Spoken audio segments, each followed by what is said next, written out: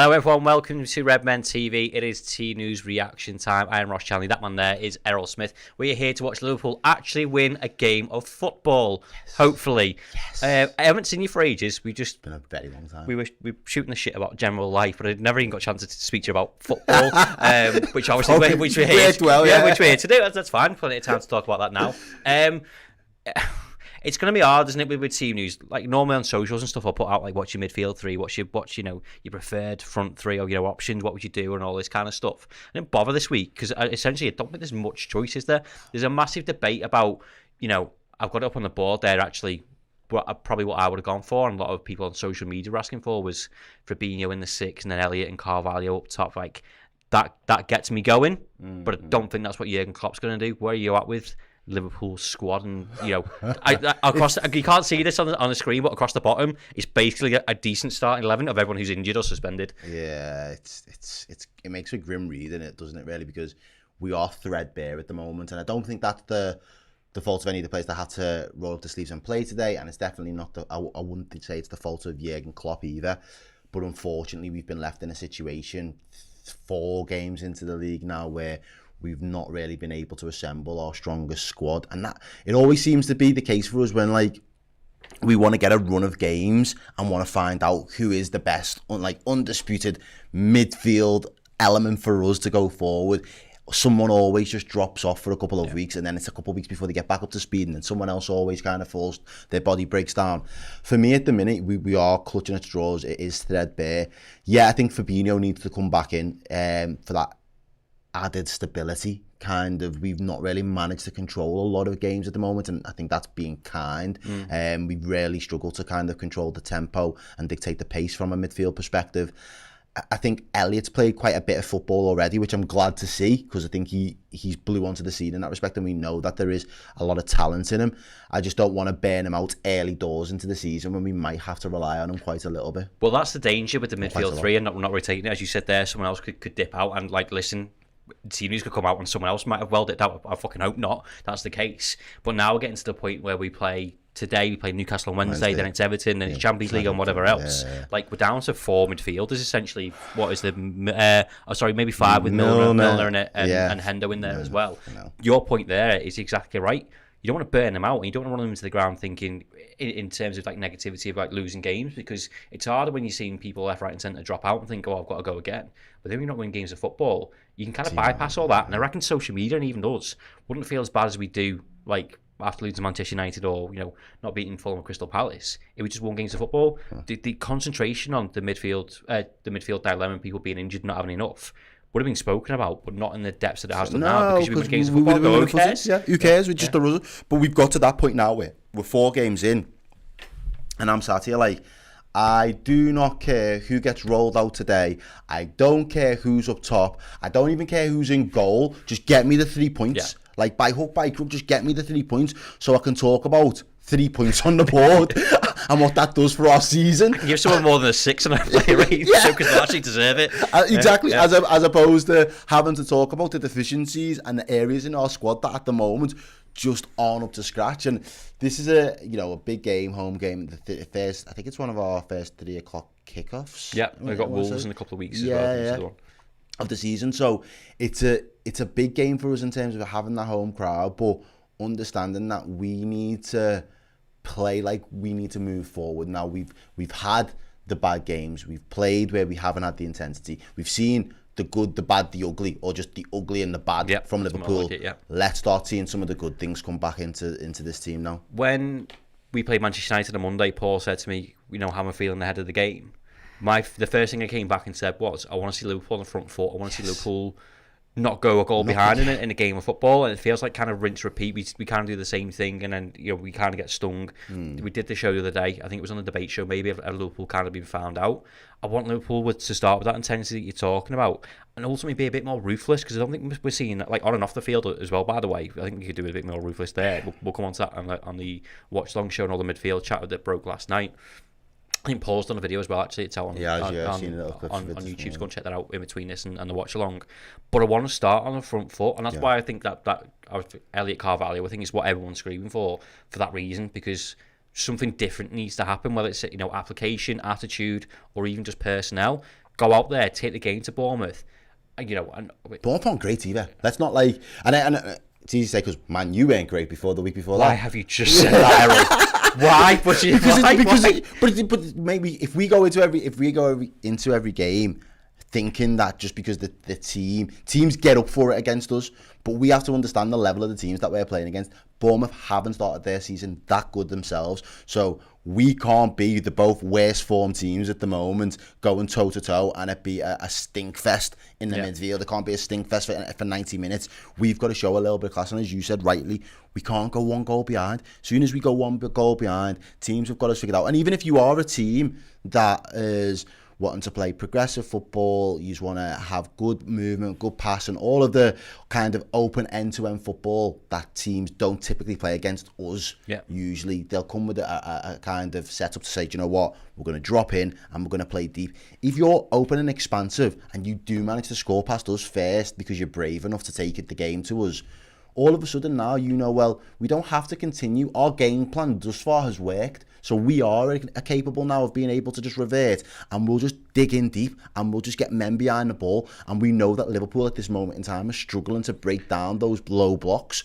Again, already, it's been such a common theme for us that it's like beyond a joke now. So I really think that we need to get that mentality of, as you say, we need to be ruthless. We haven't got players at the minute that are like, we're taking 30 chances to score 1 or 2 goals. That's the bit that's annoying me. But we're having to create 20 chances, but a lot of them are half chances, a couple on target, and then one team just needs one shot, one goal. So fucking frustrating. It's annoying. And it just goes so there's many different ways to play football, and I know Jurgen Klopp wouldn't have it. You know, we wouldn't go the complete 360 to be like, right, we're just going to let the other team have the ball and we're going to defend for our lives, because that's not what we've come accustomed to. But we've got to strike a balance of being able to, as you say, take chances away from teams, take the game away from the opposition, score 1 or 2, whether they're early goals or you've just got so much control and you get one before half time that just dejects them. Do whatever you've got to do to start getting a psychological advantage back in our favour. Because I think right now there are a lot of teams in this Prem that look at Liverpool and think, we've got the psychological edge over yous. You are walking around like a bit of a wounded animal. Exactly. Bournemouth will walk in today and go, now's a great time to play Liverpool because of, you know, the squad decimated. And that's partly where I feel sorry for Jurgen Klopp. I know he referenced this.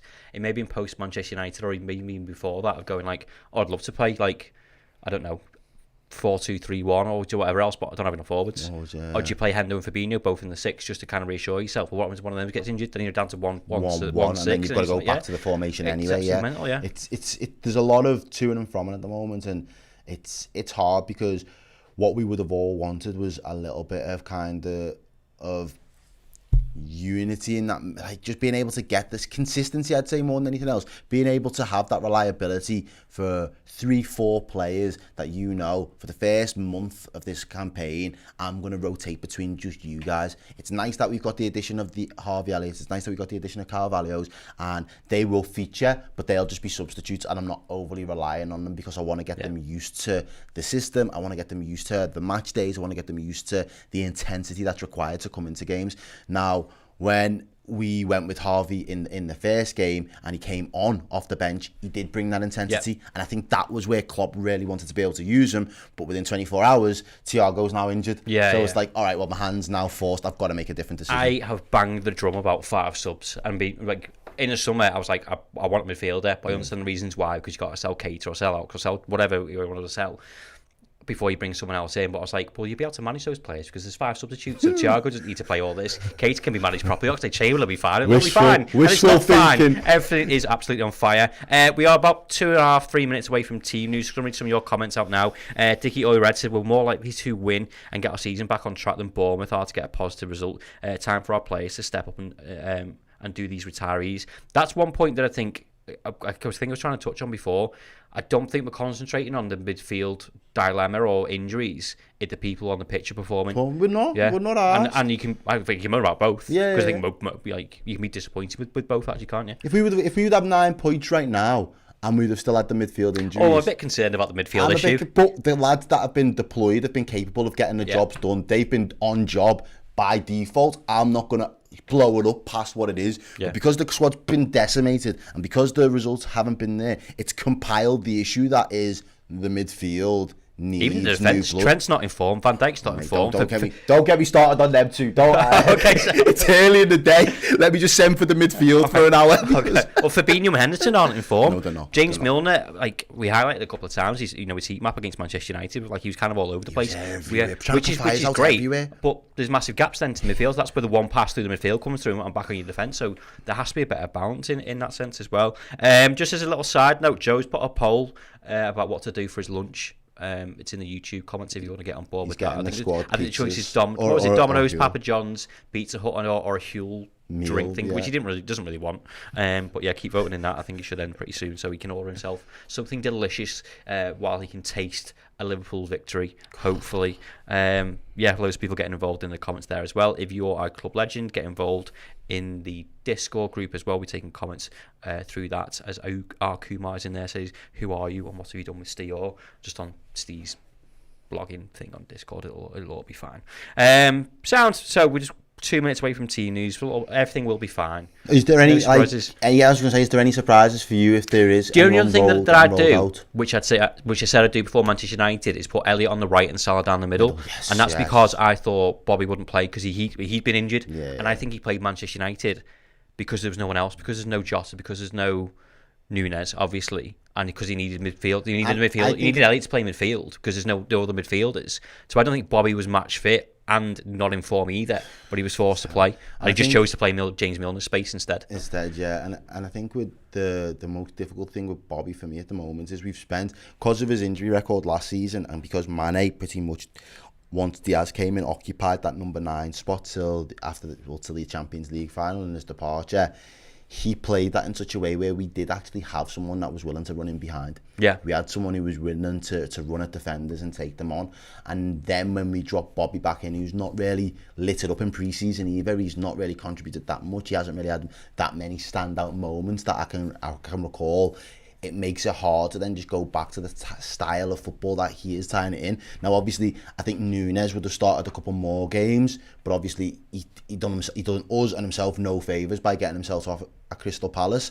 So I would have then chose to move Salah into the middle, because Salah being through the middle is going to be a little bit more direct. Yep. And because we want him ultimately to be the one to end up with the ball, we've then got to work into smarter positions to ensure that when he ends up in the ball, he's in a place where he can actually make the most of it. Yeah. Whereas when we're passing him the ball out on the right, we're still expecting Salah to do a lot of work, a lot of link-up play, and then try and offer something else or create something for somebody else. Yeah. Whereas if we just leave him in the middle and say, the ball's going to land at you, take a touch, get it out your feet and shoot, we know you're capable of doing that for us. Will you clip that up and send it to him because he's starting the game?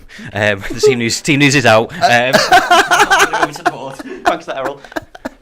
Clip it. Someone do us a favour. Right, send it to Bobby. Right, I have got the team news here. It is Alisson Becker, Trent Alexander-Arnold, Joe Gomez, Virgil van Dijk, Andrew Robertson, Fabinho, Jordan Henderson, which I think will end up on the left. Okay, people's heads are going to fall off about that, obviously, because they hate him. We have Diaz, Salah and Firmino on the bench. Adrian Davies, Milner. Is Elliott the midfielder? Yeah. Yes. Tsimikas have got, Clark have got, Carvalho have got, Batesh has got. Okay, sound. I was one out. Okay, sound. So as we predicted, the back five would stay the same because there's no Konate, there's no Matip, there's no Ramsey's play there. Tsimikas may have been an option for some people, but I actually think Robbo arguably was maybe one of the other people that's been not at his best, but actually in some decent form recently. Fabinho comes back into the six. Obviously, he didn't play against Manchester United, but came on as a sub. Harvey Elliott, I'm guessing he's going to be down the right-hand side again. First, maybe 55, 60 minutes against Manchester United, wasn't involved, but when Fabinho came on, he seemed to have a bit more of a free role. I actually quite liked his link up with Salah on the right hand side. Jordan Henderson, I'm guessing he's going to be on the left, and then you have a front three of Diaz, Bobby and Mohamed Salah, and the bench again looking a bit threadbare with Davies, Nadrian, Tsimikas, Vandenberg, Phillips, Bajcetic, Clark, Milner and Carvalho. Errol, what do you make of that? I think as well the only other change, and I discussed this on another show the other day, would have been giving Robbo a game off. I think at the minute there's, especially because the midfield left hand side has been so disjointed and there's been no real cohesion there. I think it's affecting the link-up play between Robertson and Diaz, and I don't think the Diaz-Robertson balance is 100% right, and I'd like to see Tsimikas get an opportunity to see if he can build. Same way when you know, we had Moreno, he was shit. We had Mane, he was quality, and it was like, well, we need someone there that can complement him. Robbo came in, and it was just like perfect. He was just on it from the off. I think there's a bit of an imbalance between them two at the minute, and maybe they can build on that chemistry and learn the way the patterns of play and the way that each other prefer to move with the ball and the runs that they want to make. But I think there's a case for Tsimikas to be able to come in and just see if he can naturally do that. And I think at the moment, and maybe Klopp's more concerned about getting that stability through the middle, and then we were worried about defence, which we've seen in the past him do.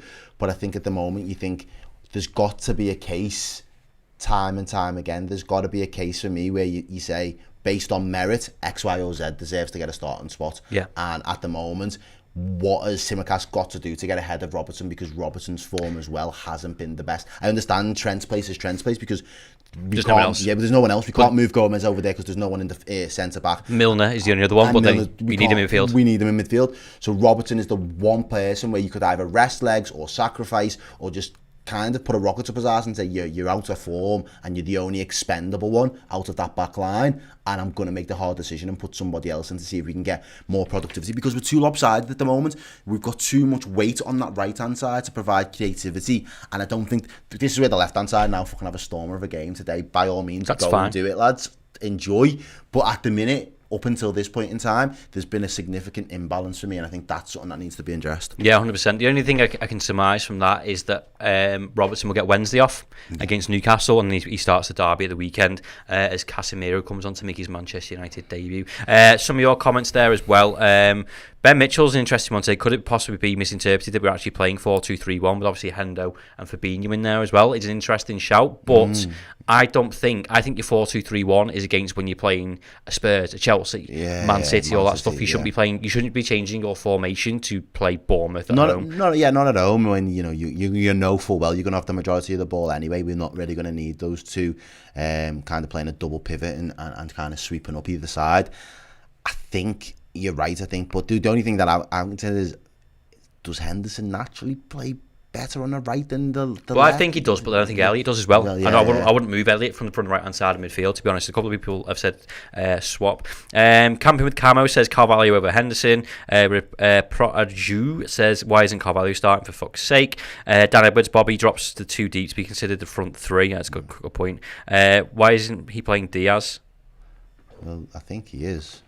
I think it's mad though. I think if Fabinho was playing out of his skin at the moment in midfield and he'd been sweeping everything up and he'd been basically saving us week in, week out, I think you could drop in Elliott and Carvalho and just say, lads, go and express yourself for 60 minutes. Yep. We'll get a couple of goals, and then I'll bring on the tried and tested sturdy lads that can see us out a game, because I expect Henderson, the likes of maybe Milner, to be able to come in and do that job. See out the game. You don't have to offer anything else, just offer a little bit more screening and support, and don't leave us exposed for half an hour. Like, they're capable of doing that. On the flip side, if Liverpool were to go behind in this game, you're not bringing James Milner on to come and do that. And this is the other reason why, like, I know everyone's annoyed, with the midfield situation. Obviously, Klopp's kind of addressed that, said that we were all right.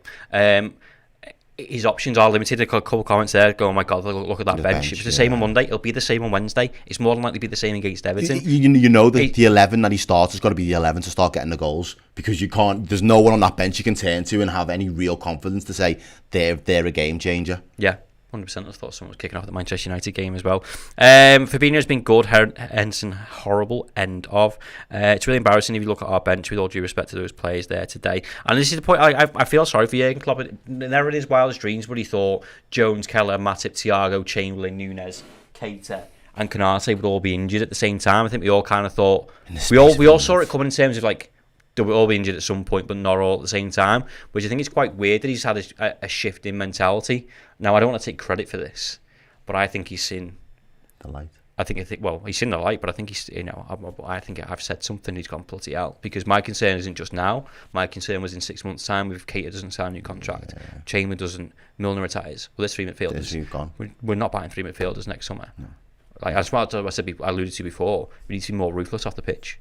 Yeah. We're not fucking good enough. We're here to win titles. We're here to win multiple trophies in the situation that we're in. Yeah, and we need to build on what was considered at the end of the summer some form of momentum. Yeah, it was all right. Well, we've come close, but it was you know, and it was Klopp coming out himself basically saying, I want that pain and that hurt to fuel us into the next. But right now, it looks like we're still down in the dumps. It looks like the players are not mentally prepared to really dig deep and go again. They just feel like if we're being required, I'm not going to say forced, but if we're being required to go again and we're using the same parts that got us that close last season, we're probably going to be that's people's that argument. close. Do you know what I mean? This season, and it's bled into the team. So I think it's a hard one.